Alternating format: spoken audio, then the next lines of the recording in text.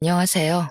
저는 황당한 사건을 겪고 한동안 일에 매진해 살다가 이제서야 주위를 둘러보고 여유를 갖게 된 40대 여자입니다. 저의 이야기는 제 인생에 가장 큰 굴곡이 있었던 시점이라고 해도 무방할 만큼 저에게는 너무나도 힘든 사건이었습니다. 말로 풀어내는 것조차도 힘들어서 상담을 통해 제 마음속 깊이 있는 이 분노와 우울을 풀어놓는 데만 2년이 꼬박 걸렸습니다. 상담사 선생님께서 저에게 자꾸 아무 일도 아닌 것처럼 남에게 털어놓기도 해야 마음이 가벼워진다고 해서 이곳을 찾게 되었습니다. 너무나도 재밌고 파란만장한 이야기들 사이에 제 이야기가 묻힐까봐 걱정되지만 한번 풀어보겠습니다. 저는 아주 큰 한정식 집을 하는 어머니 밑에서 자라 손맛의 중요함을 배우고 살았습니다. 제가 어렸을 때 우리 아버지께서 병으로 돌아가신 터라 어머니께서는 저를 정말 힘들게 키우셨죠. 그때만 해도 식당이 지금의 규모로 크지는 않았습니다. 어머니께서 식당을 운영하신 이유는 혹여라도 제가 밥을 굶을까 싶어서 시작하신 거였거든요. 아빠 없는 애. 그렇게 놀림을 당하고 눈물을 흘리면서도 꾸역꾸역 밥만큼은 챙겨 먹고 살았던 게 전부 우리 어머니 덕분이었습니다. 절대로 우리 딸이 굶고 다니는 건 볼 수 없다며 제가 좋아하는 음식들을 하나 둘 늘리다 보니 어느덧 식당에도 손님이 늘어나게 되었고 점차 큰 곳으로 이사를 옮겨 다니다 보니 지금은 서울에서도 한정식 집이라고 하면 아, 그 집 하고 바로 나올 정도로 큰 음식점을 운영하게 되었습니다. 처음부터 장사가 잘 되는 건 아니었습니다만 각고의 노력 끝에 겨우겨우 얻어낸 명성이었습니다.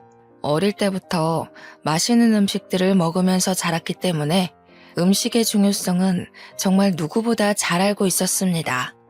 하지만 사춘기에 접어든 나이에 음식 장사를 하는 어머니가 매번 좋을 순 없었죠. 늘 어머니는 가게를 운영하느라 바빠야만 했고 저는 공부를 하느라 집에만 있어야 했거든요. 집에서 엄마가 차려준 간식을 먹으면서 공부를 했다는 친구들이 그렇게 부러울 수가 없었습니다. 저는 늘 집에서 혼자 엄마가 차려두고 간 저녁밥이나 데워 먹으면서 공부를 해야 했습니다. 그때는 그 저녁밥 차리는 게 그렇게 힘든 일인지도 모르고 매일같이 투정만 부려댔습니다. 엄마는 왜 맨날 바쁘냐고, 그렇게 돈을 벌어야 했던 집안의 생계를 책임져야 했던 어머니의 가슴에 비수를 꽂는 날이 늘어났죠. 어머니께서는 저의 그런 투정에도 늘 변함없이 식당을 지키셨습니다. 간단한 찌개 정식을 팔던 집에서 코스 요리만 파는 한정식 집으로 올라오기까지 수없이 많은 세월을 보내야만 했습니다. 마지막으로 건물을 올려 가게를 내었을 때는 정말 어머니의 손맛, 그 노고에 손뼉을 치지 않을 수 없었습니다. 한정식집 치고는 가격이 꽤 나는 곳이라 상견례 자리로도 많이 사용하시고 정치인들도 와서 식사를 하는 곳이었습니다. 드라마 같은 데 보면 룸으로 딱딱 이루어져서 독재 시스템으로 운영되는 그런 한정식집 많이 보셨죠? 그런 장소 협찬도 하고 유명인들이 몰래 데이트를 하는 곳으로도 손색 없는 그런 한정식 집을 일궈내셨습니다. 그래서 그런지 한 달에 버는 돈이 어마무시할 정도였어요. 대학생이 되고 나서 첫 아르바이트를 했을 때 그제야 어머니가 얼마나 힘들게 저를 키웠을지 갑자기 와닿았습니다. 고작 한 달에 70만 원 벌기가 이렇게나 힘든데 우리 어머니는 그 돈 벌어서 저를 대학까지 보냈으니까요. 대학을 졸업하는 순간까지 어머니께서 힘들게 번 돈을 허투루 쓰지 않기 위해 저는 정말 많은 노력을 했습니다. 제가 대학 다닐 때 정말 공부만 하고 살았었는데 그래서 그런지 친구들과 어울려 술을 먹거나 클럽을 간 적도 없었습니다. 친구들이 별로 없는 것도 한몫이긴 했죠. 대학에서 제 별명은 책이었습니다. 늘 책이 있는 곳에 제가 있다는 말이 와전되어 별명으로 자리 잡은 거였죠. 그런 저에게도 딱 한 명의 친구가 있었는데 조별 과제를 하다가 알게 된 저와 아주 비슷한 성향의 친구였습니다. 조별 과제를 하면서 다른 팀원들에게 치이고 교수님께 치이고 하며 의리를 다지게 된 케이스인데 그 의리가 정말 돈독했습니다. 대학을 졸업하는 순간까지도 붙어 다니면서 불도저처럼 과제를 해냈거든요. 그런 저의 단짝에게 어렸을 때부터 친하게 지냈다던 동네 친구가 하나 있었는데 다른 과에 진학하여 마주할 일이 별로 없었습니다. 캠퍼스를 누비거나 커피를 마시거나 학식을 먹을 때 정도 붙어 다니면서 이야기를 나누게 되었습니다. 처음에는 어색했지만 자연스럽게 같이 있는 시간이 늘어나면서 셋이 어울려 다니게 되었죠. 그런데 남녀 사이라는 게 원래 갑작스럽게 스파크가 튀어오르고 그런 법이잖아요. 제가 친구의 단짝 친구와 연애를 하게 된 것입니다. 느지막하게 찾아온 첫사랑은 참으로 요란하게 남들에게 보였었나 봅니다. 캠퍼스 커플이라는 특성상 학교 내에서 모르는 사람이 없을 정도였어요. 남자친구가 군대에 갈 때 훈련소까지 따라가서 그의 가족들 앞에서 울고불고 하기도 하고요. 그런데 그런 시간이 무척이나 무색하게도 남자친구가 저에게 말도 안 하고 휴가를 나와서 클럽에 간 걸 알게 된 것입니다. 클럽만 갔으면 잔소리 좀 하고 말았을 텐데 거기서 여자를 만난 걸 제가 알게 되었고 우리는 헤어지게 되었습니다. 그때부터 저는 학교도 자주 빠지고 공부에도 손 놓고 4학년 되어서 성적에 손을 놓았으니 겨우겨우 졸업장만 받게 되었죠. 졸업식 날 어머니께 얼마나 죄송했는지 모르겠어요. 남자친구와 연애를 하기 전까지 정말 좋았던 성적이 갑자기 뚝뚝 떨어지고 학고만 맞지 않으면 다행이다 할 정도였으니까요. 그렇게 힘들게 저를 대학까지 보내주신 건데 참으로 죄송했습니다. 저는 대학을 졸업 후 열심히 취업 준비를 했습니다. 그제야 정신을 차리고 이런 자격증 저런 자격증 모두 기웃거리면서 취업에 도움된다는 건 긁어모으기 시작했습니다. 하지만 3년 동안 취업에 실패하고 좌절하고 결국에는 기업의 눈을 낮추고 했는데도 취업이 되지 않았어요. 저에게 선택할 수 있는 별다른 제한이 없었기에 저는 어머니의 식당으로 취업을 하게 되었습니다. 어머니께서도 언젠가 본인이 늙어 힘이 없어지면 저에게 물려주고 싶다고 하셨기에 일찌감치 식당으로 들어갔습니다. 물론 저도 당연히 안주인 수업을 받게 될 줄 알았는데 제 예상과는 다르게 어머니는 혹독하셨습니다.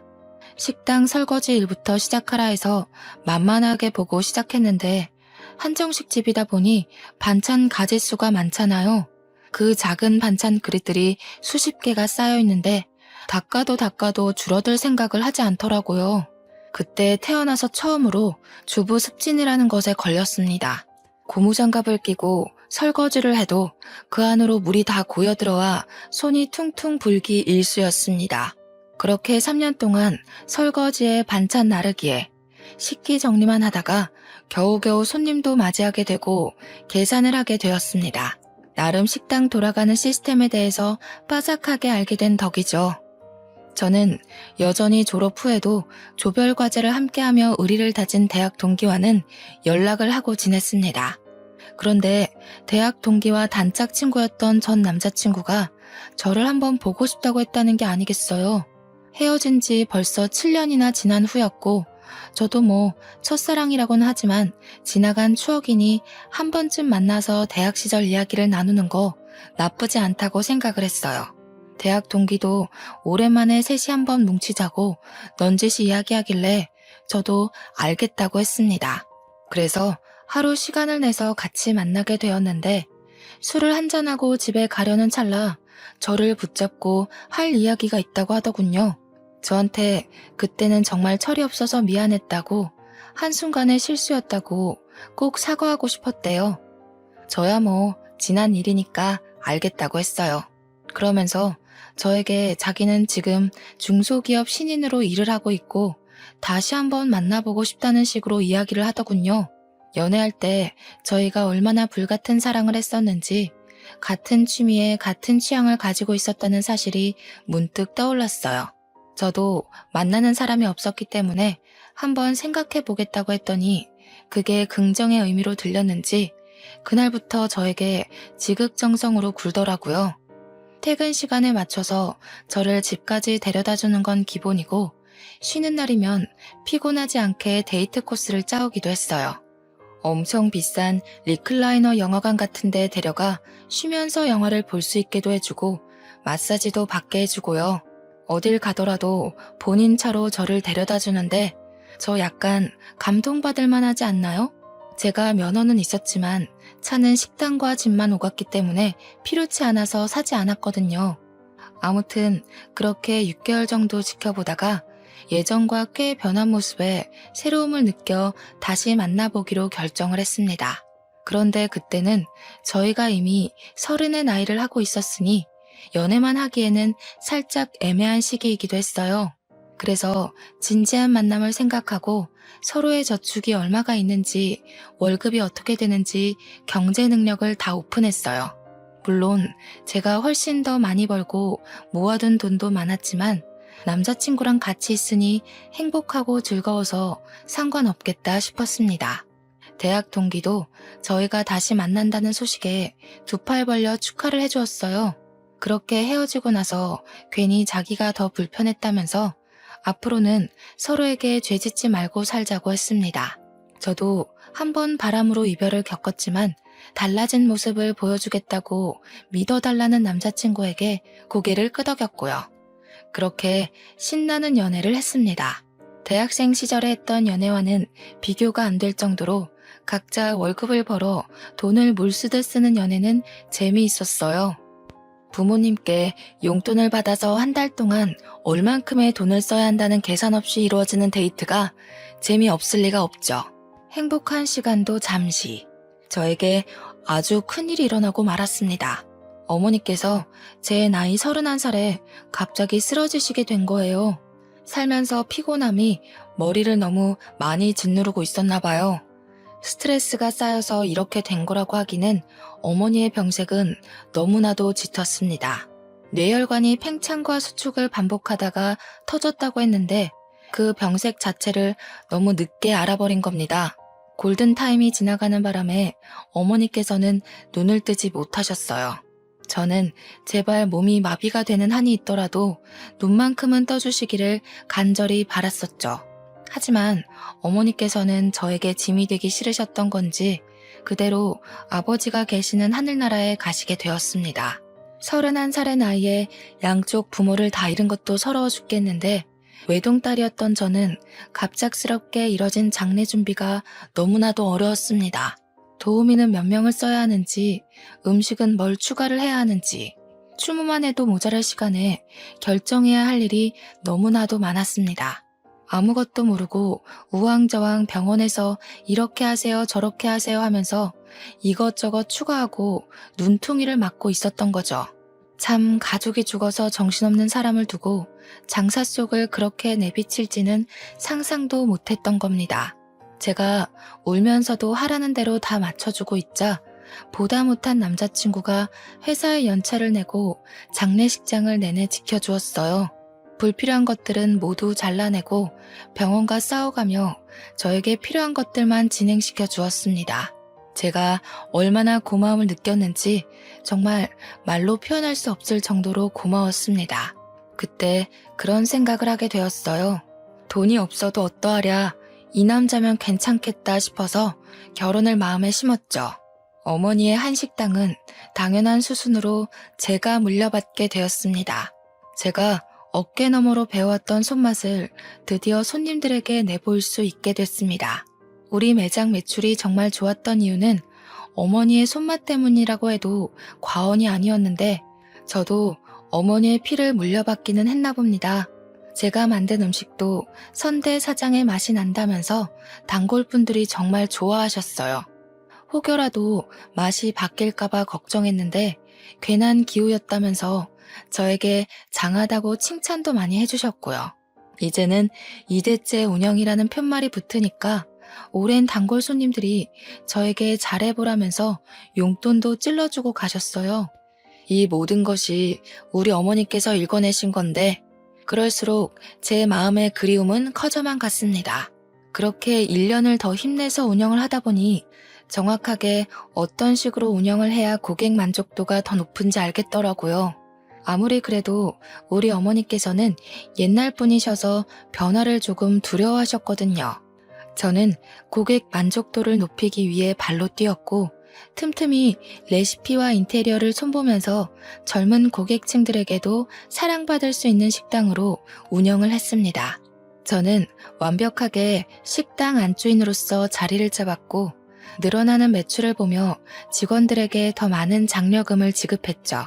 직원들도 만족하고 고객들도 만족하고 저 역시도 어머니를 그리워하며 식당이 더욱 번창하는 것을 꿈꾸었습니다.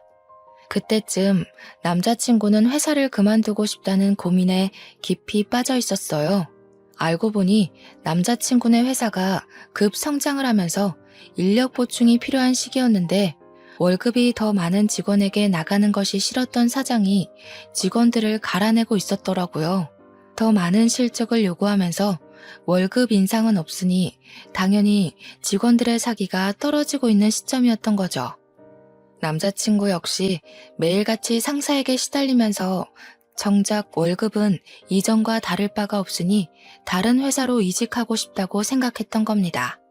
그래서 저는 솔직하게 남자친구에게 이야기를 했어요.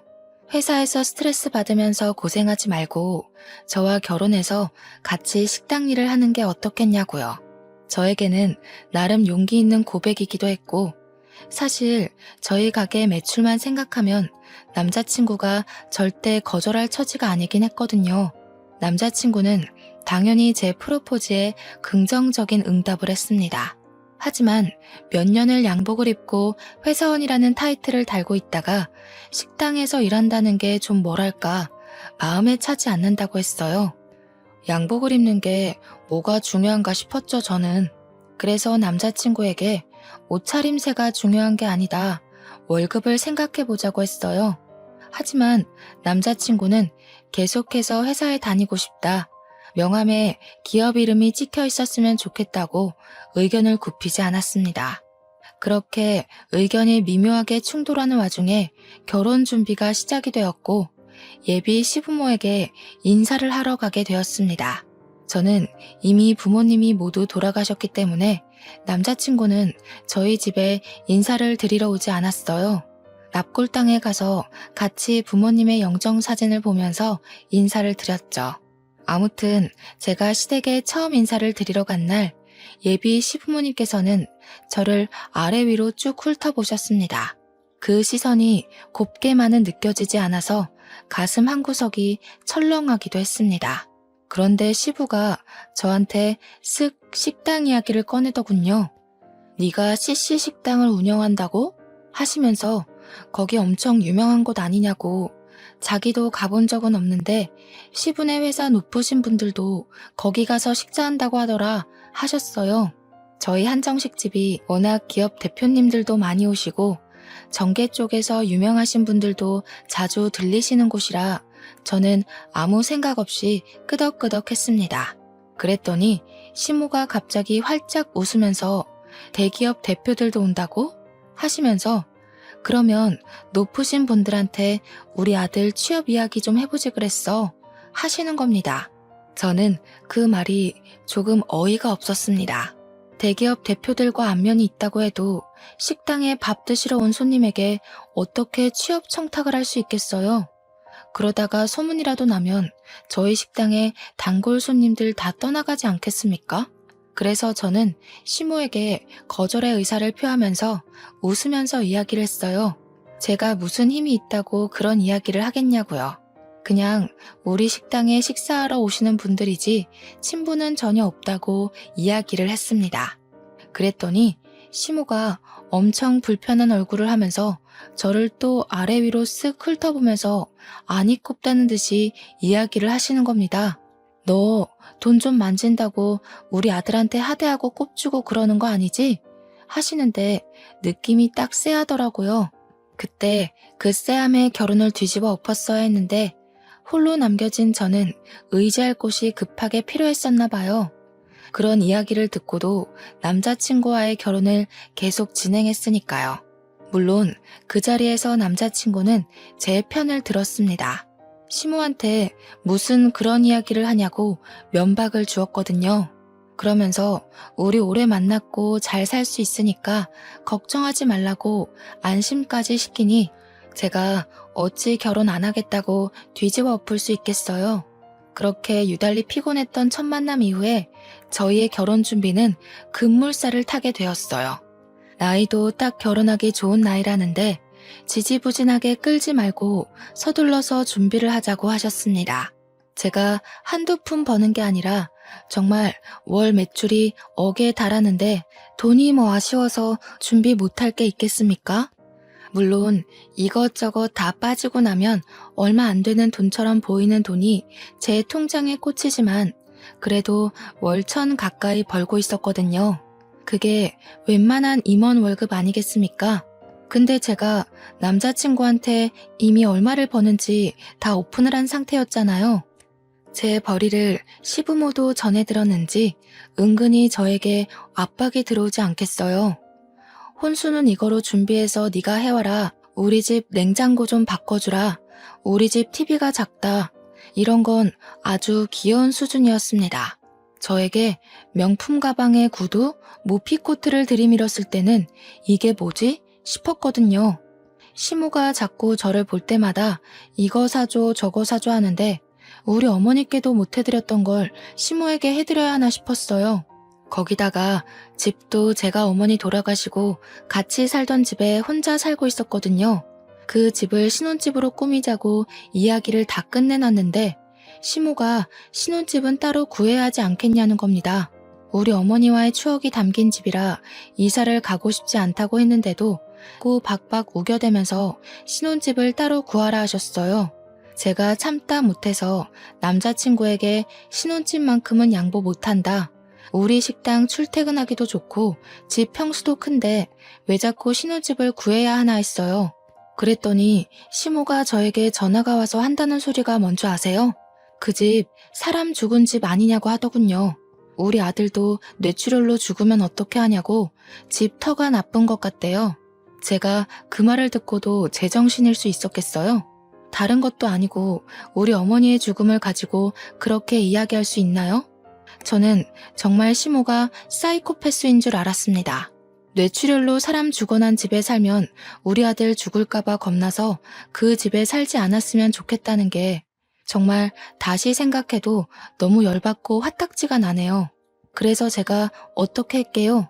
바로 헤어지자고 했습니다. 그런 말을 하는 가족은 내 가족으로 받아들일 수 없다. 어떻게 사돈의 죽음을 가지고 그딴 소리를 할 수 있냐고 막 쏘아붙였습니다. 남자친구도 제 입에서 헤어지자는 이야기가 나올 거라곤 상상도 못했는지 무척 당황해하면서 변명도 못하더라고요. 저는 남자친구의 얼굴도 보기가 싫었고 만나주지도 않고 연락도 피하면서 이별을 준비했어요. 제가 오죽하면 결혼 준비를 하던 와중에 헤어지자고 했겠습니까? 말을 다 안 해서 그렇지 그동안 화나는 일이 한두 가지가 아니었습니다. 제가 이별하자고 했더니 시부모도 저에게 처음에는 연락이 와서 우리도 부모 없는 애 싫다, 식당하면 억척스러운 거 아니냐 하시며 흑백 논리를 펼치셨습니다. 남자친구가 집에 가서 어떤 이야기를 어떻게 했는지는 몰라도 한 2주일쯤 지나니까 맨날 우리 식당에 찾아와서 미안하다고 하시더군요. 순수하게 미안하다고만 하시진 않았죠. 뭐 우리 아들이 너 아니면 죽겠다는데 다시 한 번만 만나줘라 라는 명령조였어요. 당연히 저도 그럴 일 없습니다.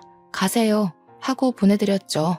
처음에는 남자친구가 제 다리 붙잡고 늘어지더니 남자친구가 나타나지 않으면 시부모가 나타나서 다리 붙잡고 늘어지고 뭐 이렇게 억척스럽다니 너는 부모가 없니 하다가 갑자기 돌변해서 저러니까 나중에는 짜증이 나더라고요.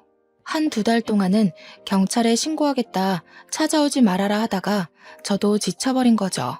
어느 날 퇴근하는데 정말 피골이 상접하다는 말이 어울릴 정도로 피폐해진 남자친구가 제 앞에서 무릎을 꿇더라고요. 가족들이랑 인연을 끊고 살겠다면서 저 없으면 안 된다고 울고불고 하는데 마음이 좀 동하더라고요. 우리 부모님의 죽음을 욕되게 한 인간이랑은 상종하지 말아야지 했는데 그동안 사랑했던 기억이 밀려오고 그래서 저도 모르게 남자친구한테 그럼 앞으로 정말 인연 끊고 살 수 있겠냐고 물어봤어요. 그러니까 저에게 끄덕이면서 절대로 연락도 안 오게 해주겠다고 걱정 말고 자기 한 번만 믿어봐달라고 하더라고요. 이미 반 이상 결혼 준비가 진행되었던 터라 마지막으로 한 번만 믿어보겠다고 하고 결혼을 진행했습니다. 그렇게 식당 일 하면서 틈틈이 식장을 알아보고 웨딩드레스도 고르고 웨딩 사진까지 촬영 다 하고 나니까 시기 코앞이었습니다. 싱숭생숭한 마음을 뒤로한 채 저는 남편의 손을 잡고 버진로드를 걸었고 결혼식을 무사히 마치게 되었어요. 식장에서 시부모들은 제 눈도 제대로 못 보시더라고요. 평생 그렇게 저를 불편해 해주십사 요청을 드리고 신혼여행도 잘 다녀왔습니다.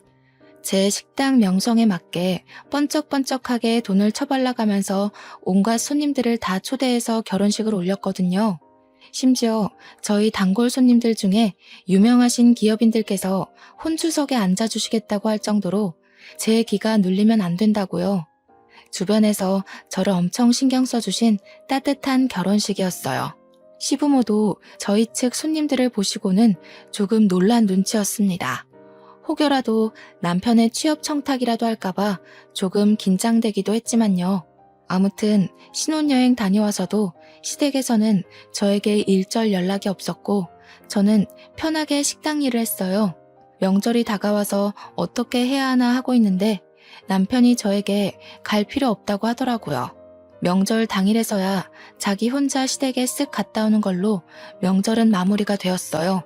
저도 어차피 우리 부모님에 대해 그렇게 말했던 사람들의 얼굴을 보면서 하하호호 웃으며 식사하기가 좀 싫었거든요. 거기다가 명절이 되면 저희 식당이 쉴 틈 없이 엄청나게 바쁘기도 하고요. 명절 당일 하루 쉬지만 앞뒤로 예약이 꽉꽉 찰 정도로 바쁜 식당이니 직원들만 두고 제가 시댁에 가기도 좀 뭐하잖아요. 우리 어머니께서도 명절에 단 하루도 쉼없이 바쁘게 사셨던 분이셨고요. 그래도 동방예의지국에서 며느리로 맞이하는 첫 명절인데 그냥 넘어가긴 또 마음이 그래서 전화는 드렸어요. 명절에도 식당 일이 바빠서 방문은 못할 것 같으니 생신 때 제대로 챙겨드리겠다고 했습니다. 그때까지도 결혼한 지 얼마 안 된 시점이기에 저에게 지은 죄가 있으셔서 그런지 알겠다고만 하셨습니다. 물론 남편도 시부모한테 잔소리를 엄청 퍼부었던 것 같긴 했어요. 한 2년 동안은 아무 탈 없이 행복한 신혼을 보내면서 잘 살고 있었습니다. 남편은 결혼하고 1년 동안 재취업 준비를 해보겠다고 하더니 여전히 볼품은 없지만 중소기업에 취업해서 월급도 꼬박꼬박 가져오고 있었고요. 우리도 서로의 생활에 익숙해진 시점이라 슬슬 아이를 가져볼까 하고 생각을 하고 있었습니다. 그 전까지는 저도 상황이 어떻게 될지 모르고 또 시부모님이 언제 돌변하실지 몰라서 피임을 하고 있었거든요. 사실 부부라는 게 그렇잖아요. 아이가 들어서야 진정한 가족을 이루는 그런 느낌. 요즘 젊은 사람들은 딩크족이다 뭐다 해서 아이를 갖지 않기도 하지만요. 저는 뭔가 내 가족을 이루려면 아이가 있어야 한다는 생각이 뼛속 깊이 자리 잡고 있었어요. 그래서 남편에게도 은근히 가족 구성원에 대해 이야기하면서 아이를 가지고 싶다는 의사를 내비쳤죠. 이제는 남편도 돈을 벌어오고 저는 정말 완벽하게 제 식당을 운영하고 있었기 때문에 지금 시기가 딱 좋다고 생각했습니다. 임신 준비를 하기 위해 피임약 복용을 중단하고 각종 영양제를 챙겨 먹으면서 몸의 회복을 기다리고 있었어요. 그런데 말이죠. 저는 나름 남편에 대해 모르는 게 없다고 생각했는데 집중하고 있던 식당 일에서 눈을 돌려 남편만 바라보고 있으니 뭔가 이상하더라고요. 그때는 저도 피곤해서 생각도 안 했었는데 임신을 준비하려고 하니 남편이 자꾸 피곤하다고 하면서 거부하는 게 수상했어요. 물론 남편이 아직은 회사에서 제대로 된 프로젝트도 못하고 이리저리 쫓겨만 다니는 처지인 걸 알아서 이해하려고 했는데 아무리 회사 일이 힘들고 지친다고 해도 그렇게 힘든 일인가 싶은 거죠. 은근히 저를 피한다는 느낌도 들고 그래서 이 사람이 바람을 피운 전적이 있었으니까 저도 의심이 가는 겁니다. 그래서 집중적으로 남편을 주시하기 시작했어요. 근데 딱히 별거 없긴 하더라고요. 회사 퇴근해서 한 달에 한두 번씩 회식 있을 때 빼고는 늦게 끝나는 저를 식당 앞까지 매일 데리러 오고 제가 좀 예민한 건가 하는 타이밍에 남편이 회식이 있다고 차를 두고 간다고 하더라고요. 그래서 제가 남편 차를 끌고 식당에 오면서 블랙박스를 뒤져보았습니다. 근데 거기서도 별거가 없는 거예요. 그냥 날짜별로 시간대별로 정리가 된 블랙박스들만 있었어요. 기록을 뒤져봐도 여자 같은 건 보이지 않았고요. 듬성듬성 비는 시간이야 차량 시동 꺼두면 꺼지니까 출퇴근 시간은 다 잘 찍혀 있었고요. 저는 순간 저에게 의부증 같은 게 생긴 건 아닌가 진심으로 고민도 했었습니다. 그러던 어느 날 주말 남편이 뜬금없이 대학 동창들을 만나러 간다고 하는 겁니다. 누구를 만나냐고 물어보니 남편이 과 동기들 이름을 대는데 저는 잘 모르는 친구들이었어요. 제가 은근히 웃으면서 너 동창들 만나러 간다고 해놓고 다른 데 가는 거 아니지? 하니까 허둥지둥 대면서 아니라고 하더라고요. 우리 단짝 친구 이름을 대면서 걔도 온다고 하길래 아 그래? 하고 말았습니다. 술에 완전히 취해 들어왔길래 다음날 아침에 해장국 끓여주고 친구도 숙취에 좀 시달리겠다 싶어서 전화를 걸어 오랜만에 안부를 물었어요. 어제 술 많이 마셨냐고 하니까 술 안 마셨다고 하더라고요.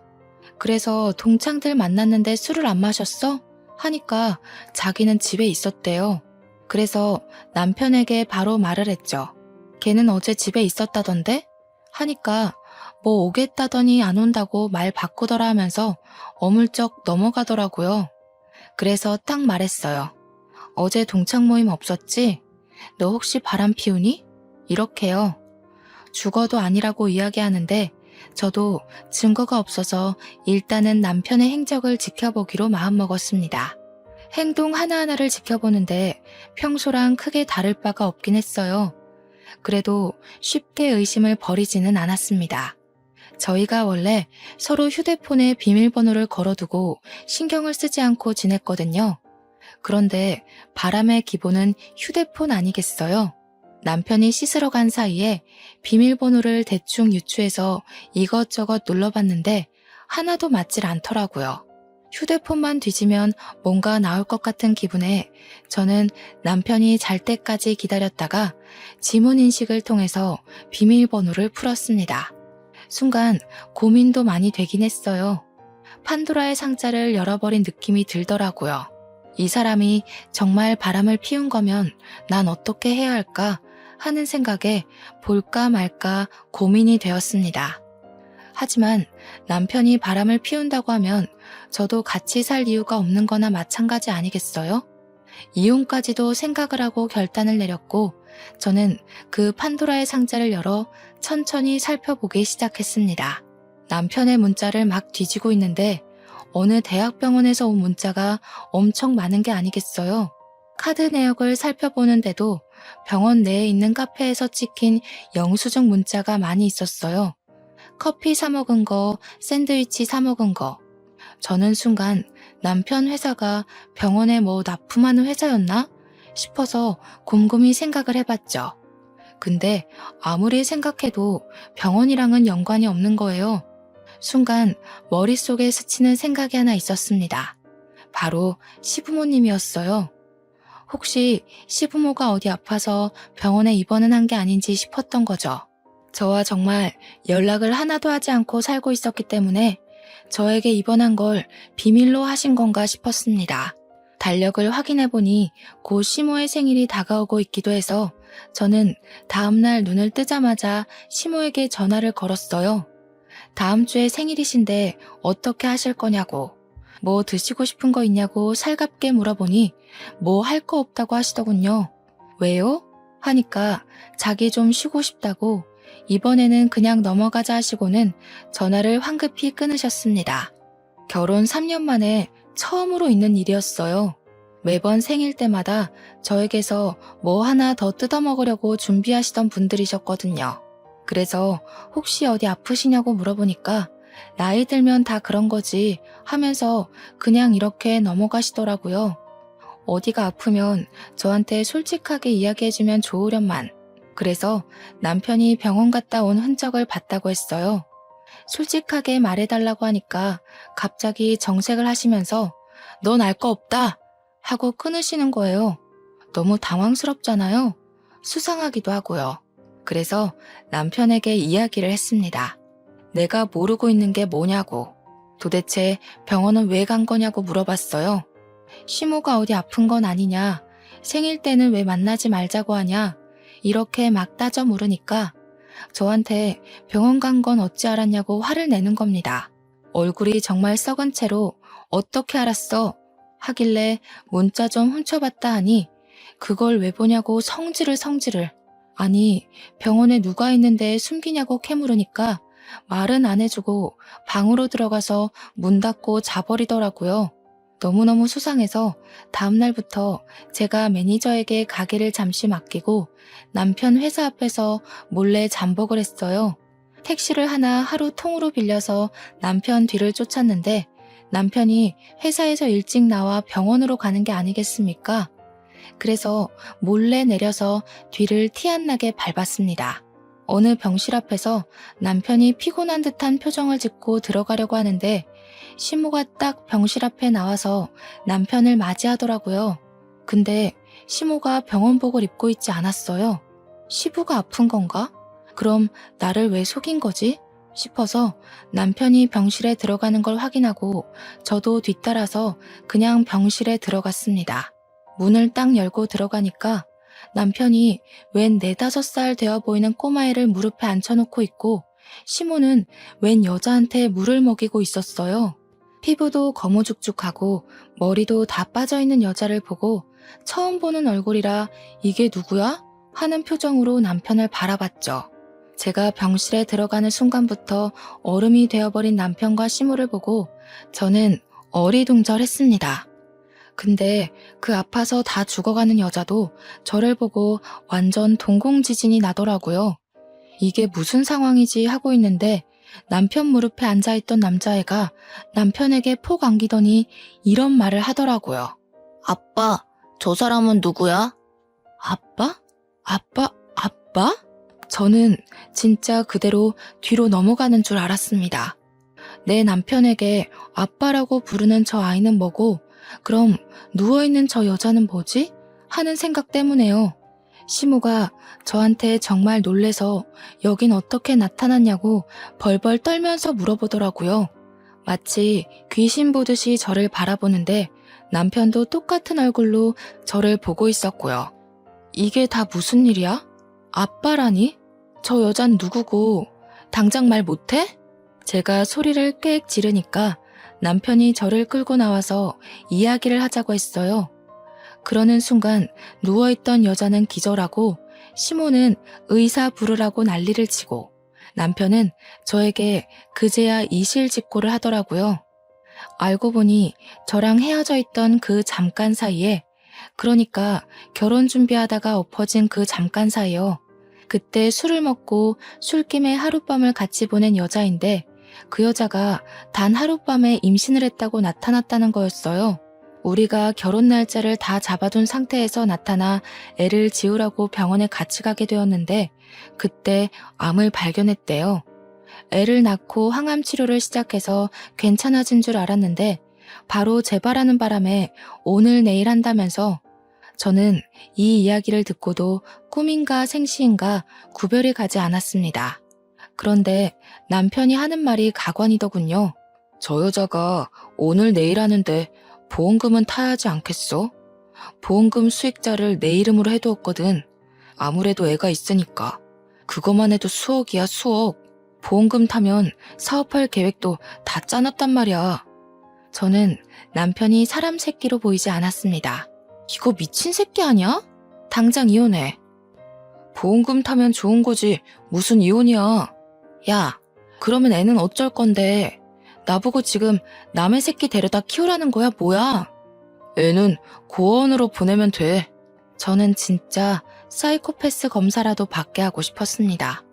한창 실랑이를 벌이고 있는데 시모가 나와서는 남편 말에 힘을 실어주는 게 아니겠어요. 바깥일 하다 보면 남자가 한 번쯤은 한눈도 팔고 그럴 수 있는 게다.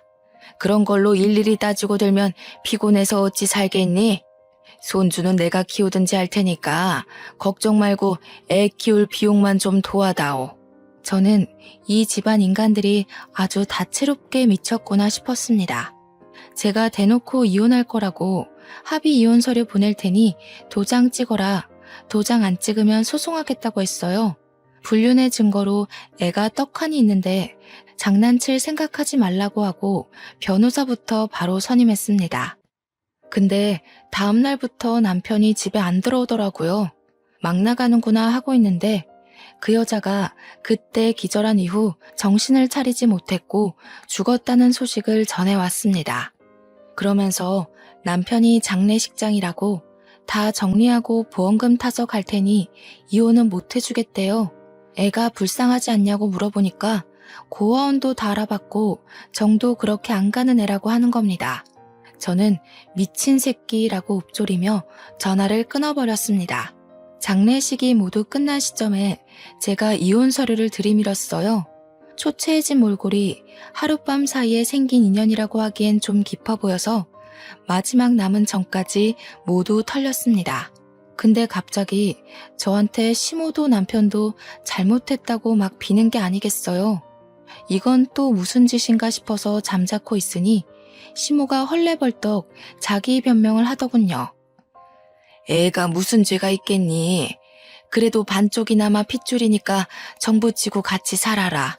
응? 이게 다 무슨 개소린가 싶어서 알아보니까 아이의 친모가 남편이 자기 죽으면 애를 버릴까봐 보험금 수령인을 죽기 전에 바꿔둔 것이었어요. 남편이 아닌 아이의 이름으로요.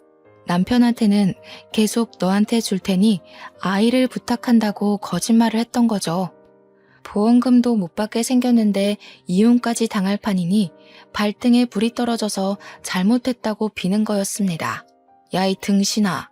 아주 고소하다 고소해. 어디 애를 가지고 장사를 하려고 들어? 다 녹취해놨으니까 넌 1,000벌이나 받아. 그러고 저는 이혼 소송을 걸었습니다.